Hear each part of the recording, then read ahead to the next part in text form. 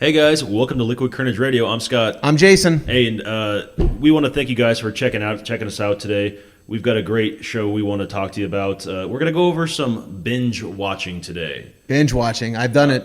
We've all done it. It's the new way to take in TV shows. When did that change? Because the first time I ever binge watched anything was I was in my apartment. I had no cable. I had no TV, movies or anything. And you let me borrow your Big Bang Theory.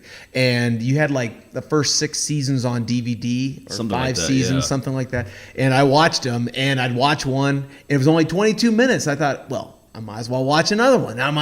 And the next thing I know, first season lost the was whole done. weekend. It was done. Now, I was out. Do you I was remember out. growing up? No, you're a little bit older than I am. I am. Not that much. A couple A years. decade. A decade or so. A decade, wow. You might call us in a different generation, but we both had the same issues growing up. We didn't have Netflix. We didn't have the internet. No. We didn't have cell phones. We had to go outside and play and interact with people. And if you got a beep, beep, beep on the phone, it's because the line was busy. You had to hang up and call back later. Or you were dialing and you had the pulse. Right. Remember the pulse? Oh, my God. Oh, our first phone had pulse. But back then, you got to watch your TV show once a week for a half hour or an hour with commercials in it. And if you missed it, you could either record it on your VCR if you knew how to set it right, or you had to wait for the summer reruns. And you never knew what episode was going to be on the summer reruns. Well, and you also had to deal with commercials. Yeah. And you had to know, you had to deal with on the video recorder. I don't know if you remember this, but you had to make sure that you didn't put a tag on it, because what it would do is every time you stopped it, it would put a mark on the DVD, like on the VCR. Mm-hmm. And so if you're trying to fast forward to the right episode, it would stop if you had little dings in it. See, I guess maybe that's old the technology. difference between you and I. I never knew you could put a mark in a VCR tape. So yeah, you could. I just learned something new here on ancient technology. Ancient technology, man. Yeah, that's amazing. So we would watch, and I remember everything was based on the night of the week. Mm-hmm. So if you were watching Sunday, that's when you watched America's Funniest Home Videos, the movie of the week. Yeah, there was also when I was a kid, there was the Cosby Show and Family Ties. Well, that was Thursday night, though, wasn't it? No, that was Sunday nights, because we used to watch it for our taco dinner. My parents and I had a tradition every Sunday we had tacos, and it was on that day that they showed I remember TGIF on ABC. Yes, Full House and Yep. Family Matters and Perfect Strangers. And every Friday night, that was on. And let's be honest, too, that HBO... There was no Netflix. Netflix was nothing. Amazon was nothing. And that's back when HBO and Showtime and Cinemax they just did showed movies. That's all they did. No TV shows. That's all they did. And they used to have like documentaries. Yeah. Like a documentary on HBO, I remember. But you had to pay buku money in order to get HBO and Showtime and Skinemax. I remember going over to friends' houses if they had HBO. I thought they were rich. Like, oh man, you got HBO? What's on? RoboCop 2? It's kind of like the days when if you had Intellivision over Atari. If you had Intellivision, your parents were primo rich. Exactly. Man. I had an Intellivision. My dad had an Intellivision back in the day. Rich. Right. And I don't think we were rich. The Kerns were rich, everybody. I don't think we were rich. My dad played some video games, and that was it. And that was back before video games were cool. And I don't even think he played it that much, to be honest with you. He probably bought it off a friend for my brother and I. We just didn't realize it. Yeah. So back in those days, you had to watch the commercials. Mm-hmm. There was no DVR. Oh no. Well, it was called a VCR, and if you forgot how to record it, you couldn't do anything. Well, you would have to sit there and actually stop the tape during the commercial. So if you're doing that, why are you even recording? You might as well just watch the movie and be done with it. And that's true. And I think binge watching probably started with the creation of DVDs. That's when all the or Hollywood started coming out with seasons, of DVDs of your favorite old TV shows, so you could sit down and watch them whenever you wanted. Yeah. I remember the first show I binged watched was Deadwood. Oh, an old that HBO was a good special, one. old HBO show. Only lasted 3 seasons and ended on a cliffhanger, which just broke my heart because it was an amazing show. Right. That was when they finished on a binge watch. They finished on the cliffhanger, but then never came back. Yeah, the show got too expensive to make, and I watched all 3 seasons, and it was HBO, so they were very violent, very graphic. Lots of sex. Lots of Al Swearingen, baby. Al Swearingen, call everyone a cocksucker. It took place in Deadwood, South Dakota, back during the gold rush. And it was so cool, man. It's like, I thought the show was great. So I watched all the seasons, and I took it to my parents' house. Like, hey, Mom, Dad, you got to watch this. And I figured my dad would love it. I figured my dad would, this is just a cool Western. It's a great Western show. Right. So my parents watched one episode, and my dad checked out. But my mom binge watched it. and she spent the next 6 months calling everybody a cocksucker. Oh, of course. And it's like because cocksucker in that show was like literally every other word. But the way they use it's almost like a vernacular of saying bread or saying dog. It had no meaning after the first couple episodes of anything more than just either a very flattering compliment or you were going to be killed in the next episode. It's just so funny though, because I spent the next 6 months telling my mom, you can't call him a cocksucker. You can't say that word in public. But he's a cocksucker. I get it, Mom. Yeah, you can't say it. But that kind of opened the door for me for buying other seasons of shows on DVDs, and that's how I got The Big Bang Theory, the old show Las Vegas, How I Met Your Mother, before they had Netflix, all that stuff that you can now get on Netflix or Amazon just came out on DVD, so that's how you'd binge watch. And I remembered that it was nice because you didn't have the commercials, so it would just go from scene to scene without having the commercials, without waiting. Now, we used to be able to binge watch because when you had a DVR, you could record the episodes, but then you just had to fast forward through the commercials. Which was nice. It was a nice feature. So it actually transcended from recording an episode but watching the commercials to DVR, where you electronically recorded the shows, to buying the DVDs, and now they load them all up there. It's almost like they took the DVDs, loaded them all up there, and you can watch. Go. Yeah. And that's how I watched Breaking Bad. And you and I get in this argument all the time about Game of Thrones. I have not watched an episode of Game of Thrones yet. You are caught up. We're going into the final season right now. And actually, I'm binge watching the first 6 seasons to get ready for the 7th season. So and that's it. I've never seen the show, and they come out once a year. And I learned this lesson watching Entourage, one of my favorite shows. I binge watched all the way up to a certain point, and then I found myself waiting a year to see the next season. And that's what happens. And then a year again, because this is a summer show. So you only get it during the summer, so you can only watch those episodes. So I came to a certain point of clarity, if you will, about binge watching Game of Thrones, that I will not do it until it's all over. Until I can watch it from the very first episode until the very final episode. I'm not doing it. What do you like? I've heard great things about it. I can't wait to watch it, but I'm not gonna. Now, this is an important aspect that some of our viewers and our listeners may not understand, is that Scott has taken this approach with the Game of Thrones, yet he is not willing to do that for The Walking Dead, which is the same friggin' principle. You can watch the entire series at one fell swoop, but you guys do the commercials, you wait for every season, you'll go through the 6 months of waiting. But here's the difference. We started on episode 1 of The Walking Dead when it came out. It wasn't like, oh, did you hear about this show 3 years into it? We were there from night 1. We've gone with these characters, and we're used to it. Fall and winter, those 8-episode blocks.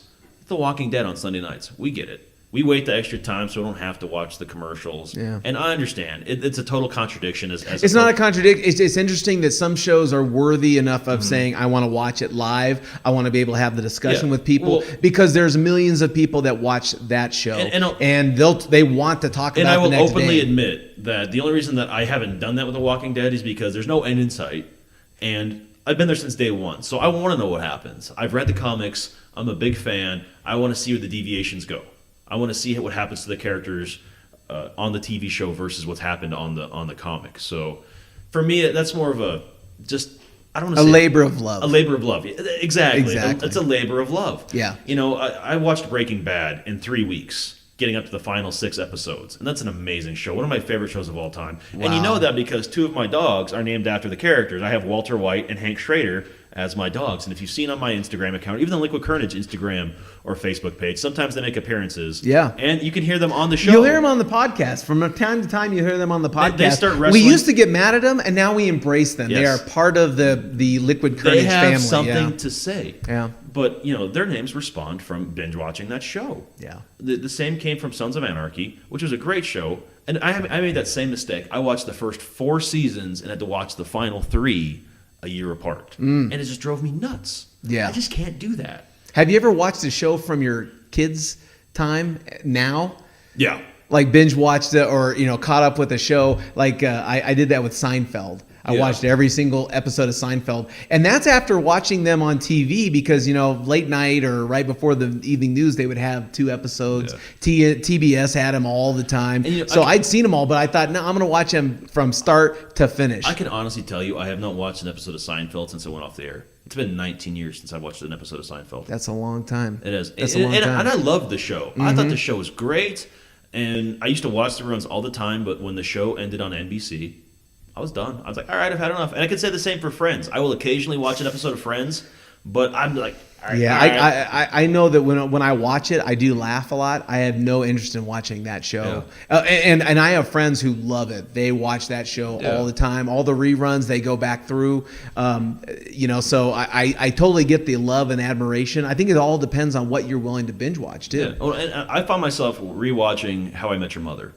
Oh, that was another one that you gave me the DVD. So you give me a lot of DVDs on this. How I Met Your Mother is one of those because that show was a premise that I was the same age frame. I guess I still am the same age frame as they were when the show was happening. I was going to say, I think you are because they were all in their late 20s. Late 20s, early 30s. But they were like Friends. All those people were in their late 20s the same time I was in my late 20s. Exactly. So I relate to that age. But I just stopped watching it because they have 15 seasons or something. I mean, they were on there a long time. And the Big Bang Theory, I'm having the same issue with. Like, I'll watch it when it's on just for white noise, but I don't need to watch it. I haven't watched it, and I haven't watched the new episodes at all. But then again, it's like any TV show. Once you get to now, the characters are getting married and talking about having kids, and it kind of defeats the purpose of what we're talking about. What's that phrase they come up with? It's a Hollywood phrase now that they came up with Happy Days when you jump the shark in a TV show. Oh, it's so outlandish. And that happened in Happy Days when Fonzie was water skiing and jumped over a shark, and that's when they said, all right, show is over. Happy Days has now gone too far. Yeah. And the show ended shortly thereafter. And I think a lot of shows have done that. You're right. When they start introducing marriage and kids, the Big Bang Theory's on that now. Now Sheldon's gone from being a completely weird, quirky nerd, never wants to have any kind of relations with a female. Now he's embracing, I'm in love and I want to get married. Yeah. And I can appreciate the character arc and the evolution of a story, but that's usually when that happens, it's starting to wind down. Well, and I mean, we can also look at it as the novelty of a script story. Mm-hmm. It would be tough to maintain that for 10 years, like the Big Bang Theory. Yeah. I mean, 10 years. They're pretty much telling the same story. Yeah, you can only do so much. You can only do so much. So I give a lot of credit to Chuck Lorre for what he does. Did you know he wrote Mike and Molly too? Yeah, he's done a lot. He's done a lot of shows. Yeah. Kudos to Chuck. It's just with the way TV is today. When Netflix started streaming, and because it used to be, for those that don't know, and maybe there's some younger listeners out there, Netflix used to be a subscription service for new movies. You could check the box, they mail it to you, watch it, mail it back. For the really young kids, you only used to get DVDs from it. That's what I'm saying. No, but you're talking about streaming. No, you only used to get DVDs. I said before streaming. Like, you would check the box, you get the DVD in the mail, you watch it, send it back, get your next one. Now all they do is stream. And they've got some of the best shows on TV out there. Yeah, so does HBO now. All these streaming services, it's the newest way to get content. And they don't release an episode a week. They put it all out there. Netflix puts it all out there, which is amazing. HBO doesn't do that. HBO does it, releases once a week. They still have a channel, that's why. So you can still watch it on HBO. Right, but like Game of Thrones is going to be coming out, and now because I'm caught up, I'm going to have to wait a week before I can watch the next one. Whereas Netflix, House of Cards just got released. It released all 10 of them. Yeah, so what you're saying is if you watch House of Cards, I'll see you next week when you get done watching all 10 of them. No, I don't even know if it will take me next week. It might be done in 4 days. Well, 3 days. It could be 2 days. Like, House of Cards is another one for me. I started watching it when it was in season 1.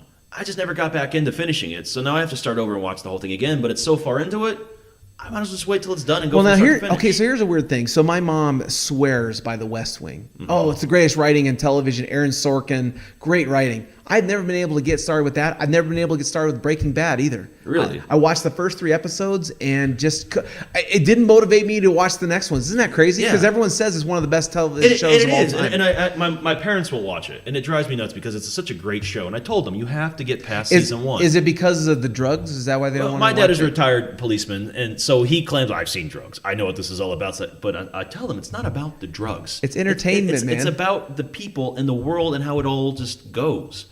And season 1 is a little rough, but once you get past that, well, I don't even know if season 1 was necessarily rough. I mean, we enjoyed the shows. It just didn't inspire us to go back. Well, yeah. Well, the other side of it is you have to have the time and the commitment to go back and binge watch. Well, if you have a busy, you're a very busy man. Right now, I'm extremely busy. So I don't have a lot of time to watch TV. Yeah. And I don't have a lot of time to binge watch anything. And there's not much out there that's going to make me go, you know what? I need to watch all of this now. Yeah. And the last show that was for me was Daredevil. I loved Daredevil on Netflix. Okay, I never watched that one. It's a Marvel show. Oh, okay. So that's not your cup of tea normally. Not normally, but I mean, if I have to, I will. But I don't normally watch the. And it's all part of the Marvel. Like I didn't watch Gotham. Never saw that show. And I fell off on Gotham. That's the other problem. Oh, but that's a Marvel, isn't it? No, it's DC. Oh, that's DC. Is that different? Different comic book companies. Okay. Yeah, Gotham's another one. I started off watching it week 1, week 2, and I did it for about a season and a half. Now I'm a season and a half behind. You know what I think is great though is that everyone who watches a show binge watch is so emotionally committed to that show you get attached to it. That you can get in. Like if someone says you watch Game of Thrones, no, Scott, you don't watch Game of Thrones? Are you crazy? Yeah. Same thing with Daredevil or some of these other ones. You don't watch that, or Walking Dead? Yeah. I always joke with Scott. I said, Scott, so is the wife still pregnant with the kid? What happened to the baby? Yeah. Now isn't the baby like 9 or 10 or something? That's so 4 seasons ago, Jason. Get on my level. Get on my level. I used to love doing that. Hey, she had the baby yet? What? I'll kill you. But that's how you get your content today for TV. They just download it all, and the same goes with these podcasts. Once we put these podcasts out there on Podbean and iTunes, you can go back and listen to old ones whenever you want. I've started listening to more podcasts, and I have been doing that. Like I'll get. Oh, this one started out there, and I'll go back to the beginning and start listening to them. And you can see the evolution, and hopefully our listeners are seeing the evolution of us in the show too, as they go back and listen to our early stuff. And it's really cool because podcasts are just like TV shows. You catalog them. If you find one you like, you go back and you just start working your way up. I've been a big fan of Talk is Jericho right now. Okay. Chris Jericho is a professional wrestler and a lead singer in a heavy metal band called Fozzy. And he's just a very cool, eloquent guy that just talks about everything in life, from music to his career and just whatever with whoever his guests on. He's just fun to listen to, and I enjoy it. But at the same time, I also enjoy binge listening to Unintentional Talk with Shannon Sharp and Skip Bayless. Oh, okay. And I do that because I hate Skip Bayless. He drives me nuts. But I want to hear what he has to say, and I hate that it's such a visceral reaction to me that I want to go back and listen to his old stuff, even though it's not topical anymore. Right. Well, and we talked about that when we were doing the podcast. Is it going to be relatable if we record today and don't release for 3 months? And we've talked about that. Okay, when do we release these so that they're more topical to today? One of the shows I binge watch, do you have a problem watching a show again and again, even though you know the show? No. And you know what show that is for me? It's Will and Grace. That was a good show too. Yeah, up. That was a good show. And it's coming back this fall. They're bringing it back after 10 years. All 4 characters all too, 4 right? Characters all 4 characters for a 12-episode run. Mm-hmm. And that was just a show that it made me laugh no matter what. And it just the dumb, most insane things. And I just liked it. It was fun. I have 2 shows that I will watch again and again and again. One is Boston Legal. Mm-hmm. Loved Boston Legal. Just loved the stories, the characters, and James Spader. Yeah. James Spader, probably one of his best performances. He was pretty good in The Blacklist, but this performance as Denny Crane and as now I'm forgetting the name of it. Darn it. Anyways, I'll think of it later. Alan Shore. Thank you.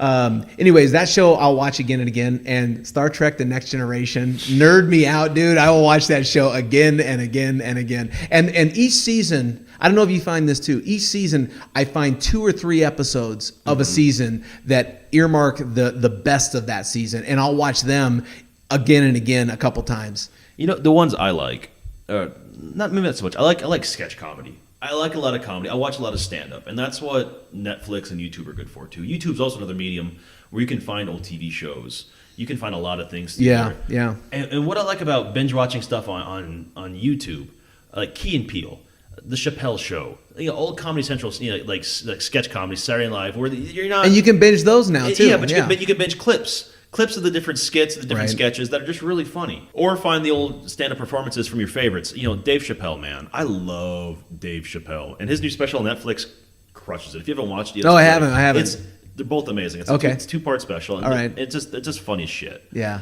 But you go back onto YouTube and you find his old stuff, because that's what I think binge watching does. It brings back some sort of nostalgia to when these guys were in their prime, and you have an avenue now to go back and see, all right, man, what was that performance? What was that show?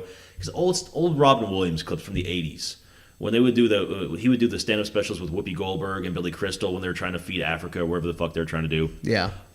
They're just amazing, and you see how funny those guys were then versus how funny they were 5 years ago, and today they're still alive. For me too, it's not even the nostalgia of them. It's sometimes the nostalgia of me. Where was I when I watched this show? Yeah. What was I doing in my life? What was that time in your life? Yeah. Like the same thing with songs. Like there's certain songs that get played on the radio, like flashback songs. Think, oh my gosh, that was the summer I did this with these people.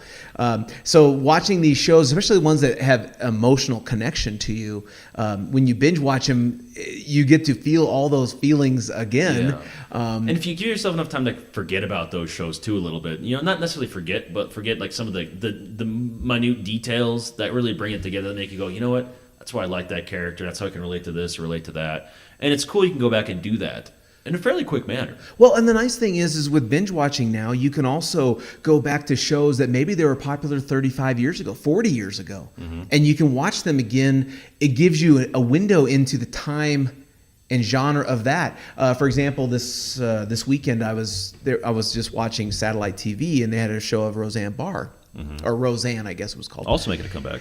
And I was watching it, and I'm realizing, wow, that was that time's version of Mike and Molly.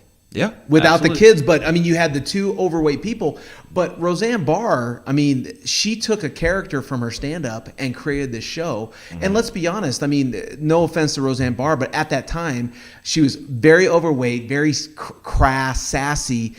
Her connection with John Goodman made that relationship work. It represented middle America. And it represented something that people could relate to, because, we always try to put on the Stepford Wives image of women and men in a household. And it was the image of, this is what a real family looks like. Even the Cosby Show, as funny as the Cosby Show was not a representation of what the normal family. One was a doctor, one was an attorney. Yeah, right. That's a very rare. I mean, and so when you're looking at that family, you're saying to yourself, yeah, that they're funny, and we love the comedy, because Cosby is an amazing comedic talent, amongst other things.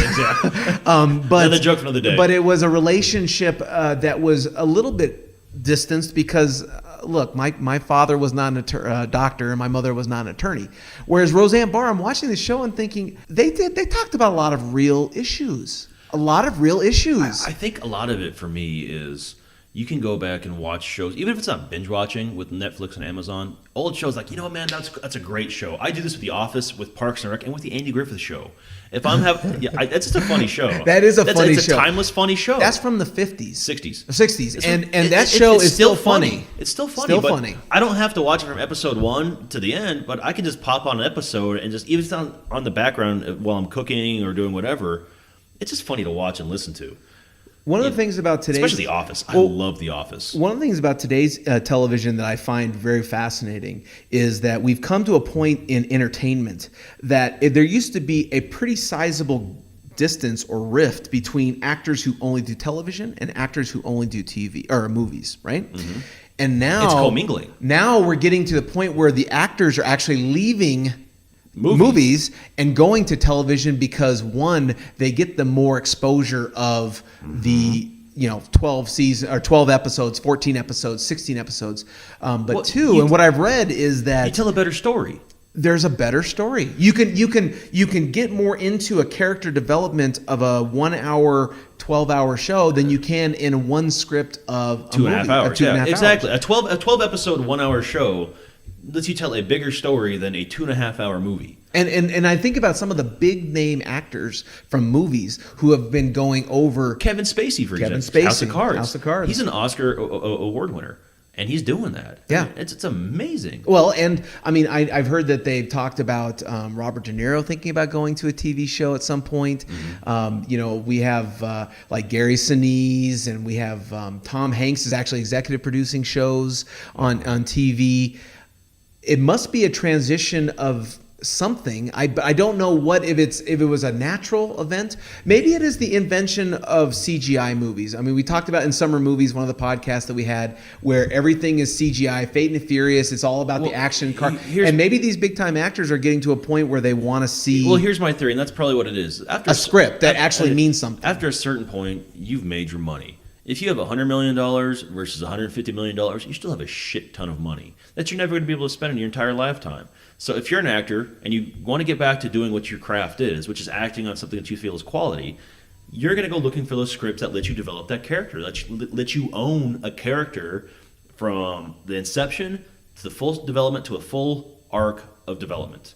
You know, from start, finish, and end. That's your character. You took this idea and you made it yours, and you told an amazing story with it. But don't you think, though, that one of the things that at least I've noticed is that the quality of the storylines has diminished in movies? I mean, in movies, it is not as important to have a storyline that has meaningful characters in it. There's 7 basic movie storylines, period, in this world. Maybe. And that's what it is. If you look at it, the crux of every story is boy meets girl, boy falls in love with. I don't agree with that, Scott, because we have too many high-quality television shows that go above and beyond that. But the ultimate premise of those shows is that there's 7 basic stories that you can tell.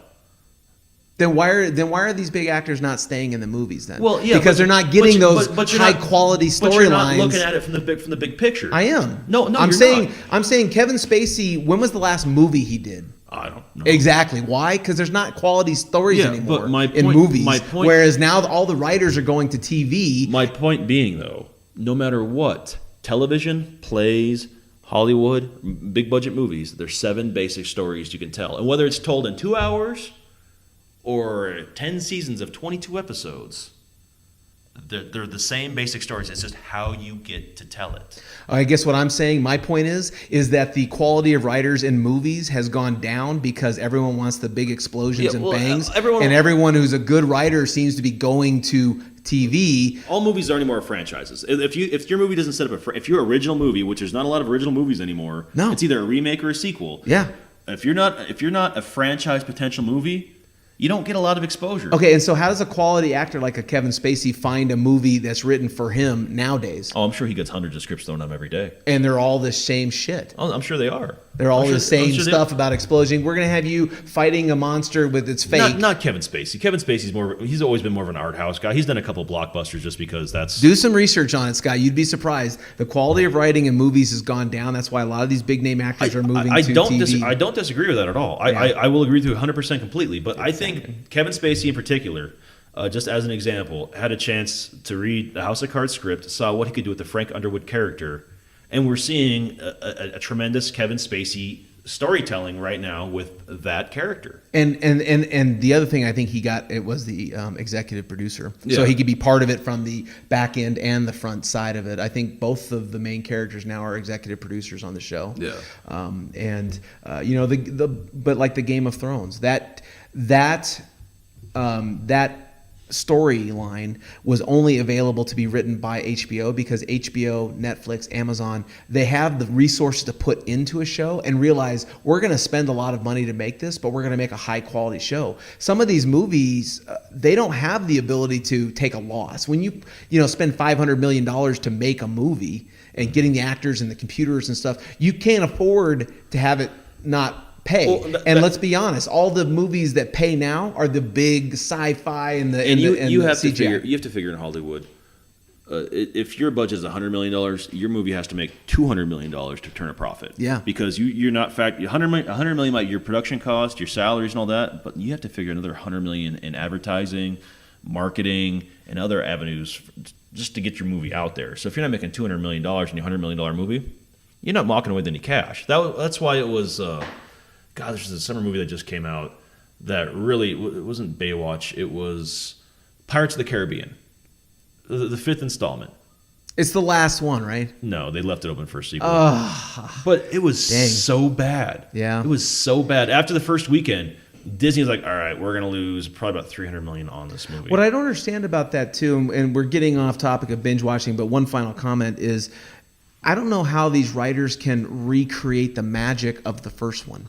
You know what I mean? Like, in order to recreate the magic of the Fast and the Furious, the first one, you have to almost go over the top craziness, because like we're finding with the Pirates of the Caribbean, you can only tell the story of Jack Sparrow so many times before it's like, okay. It's like anything else, TV, movies, whatever, character evolution and telling a great character-driven story. And your best shows on Netflix, on Amazon, your best movies, the best shows on network TV are all character-driven. If you look at Breaking Bad, for example, the reason people can binge watch that time and time and time again is because it's the relationship with Walter White and his family, Walter White with Jesse Pinkman, and everyone else in Albuquerque, New Mexico. Sure. I mean, the way he interacts, the way that they get in these stories, it's amazing, and you can't help but get emotionally attached. Yeah. And I think that's a sign of a good show to binge watch. What are you binge watching right now? Nothing right now. Nothing? I'm waiting on stuff to come out. Okay. Like I said, I'm very busy with just life right now, so I don't have a lot of time to binge watch. I'm waiting for the next season of The Ranch to come out because it's funny. It's just mindless fun. Oh, okay. We started watching that a little bit. Yeah, it's more my cup of tea, not yours. Yeah, definitely a basketball kind of. It's an Ashton Kutcher show, so I'm not sure you'd appreciate it, but it's funny. I like Sam Elliott. Okay. But there's nothing out there right now that's like, oh my God, I have to binge watch this. Yeah. Like Voltron, I do occasionally go back and watch like childhood stuff. Like Voltron was really big when I was a kid, and that's an original show on Netflix. So I'll go back and watch those. It's a very well written show. Again, I don't care if it's a cartoon. It's a very well written, character driven show, and it's getting rave reviews because it's telling a great story. And it doesn't matter if it's animation or live action or CGI or whatever. It's the crux of the story and how those characters interact and make people want to go to the next episode and so on and so forth. And if you can do that in a condensed amount of time instead of waiting 6 to 9 months for that entire story, right? I say carry on, my wayward son. There we go.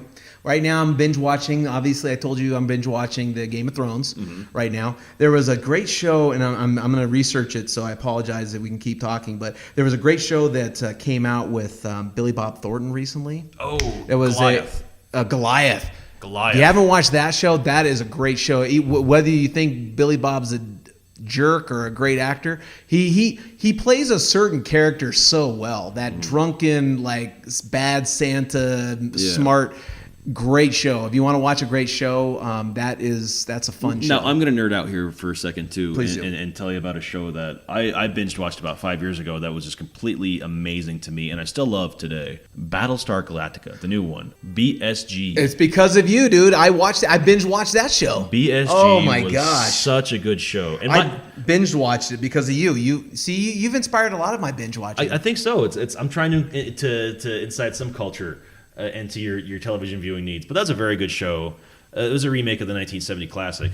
And no, but it was the way they did it was so different. It was character driven. So different, so character driven. But also it was the story of how they figured out how to defeat the Cylons. The Cylons.